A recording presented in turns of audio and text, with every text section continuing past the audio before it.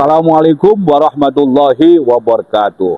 Kajian ekonomi Islam, khususnya kajian fikih muamalah maliyah, ini menduduki posisi yang sangat penting ya di dalam ajaran Islam.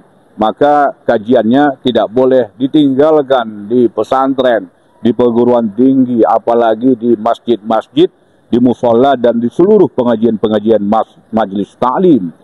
Para ulama sepakat ya sebagaimana yang dijelaskan oleh ulama Abdullah Abdul Sattar dalam bukunya Fikih Muamalah Maliyah fil Islam.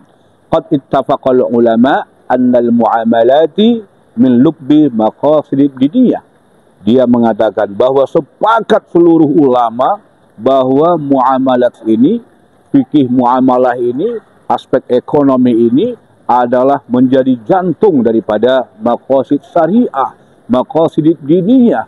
Nah, karena itulah para ulama sepanjang sejarah menjadikan materi ekonomi Islam sebagai materi dakwah utama. Hal ini diungkapkan oleh Allah dalam Al-Quran.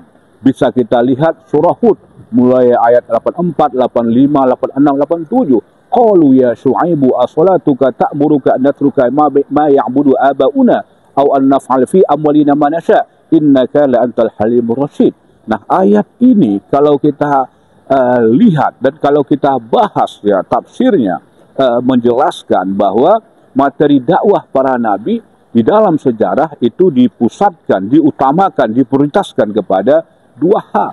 Karena tadi qalu ya Syu'aibu, mereka mengatakan, umat-umat Nabi Syu'aib mengatakan atau berkata kepada Nabi Syu'aib, wahai Nabi Syu'aib, apakah Tuhanmu yang menyuruhmu supaya kami meninggalkan sesembahan orang nenek moyang kami, atau Tuhanmu juga ya Nabi Syu'aib yang melarang kami untuk melakukan sekehendak hati kami tentang harta kami. Jadi pengolahan harta tidak bisa dengan sekehendak hati kita, sesuai dengan nafsu dan pikiran kita, tetapi harus sesuai dengan syariah Allah.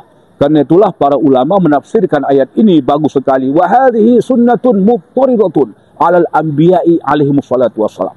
Mereka mengatakan ini fikih muamalah ini, kajian ekonomi syariah ini, baik hukum ataupun bukan yang terkait dengan syariat, ini adalah kajian yang terus-menerus disampaikan oleh para nabi sepanjang sejarah. Jadi apabila hari ini masjid-masjid, musola-musola dan berbagai majelis ta'lim tidak memiliki kurikulum ataupun materi tentang ekonomi Islam yang benar, bersumberkan Al-Quran, Sunnah dan ijtihad para ulama, maka mereka memutuskan sunnah para nabi. Karena itulah makanya kita harapkan kepada para ulama, kepada para ustadz, kepada para da'i, mubaligh untuk bisa menyampaikan aspek ajaran Islam di bidang ekonomi. Kalaupun tidak bisa, maka pengurus masjid, pengurus musola, pengurus majelis ta'lim, atau lembaga-lembaga dakwah apapun harus ada di dalamnya kurikulum ekonomi syariah supaya seluruh masyarakat bisa mengamalkan syariah Allah di bidang ekonomi Islam sebagai wujud daripada perintah Islam kafah. Ya ayyuhalladzina amanu, wahai orang yang beriman, udkhulu fis-silmi kafah, masuklah kamu ke dalam Islam secara menyeluruh. Jangan ibadah dan perkawinan dan pernikahan saja secara Islam, tetapi masalah ekonomi masih konvensional.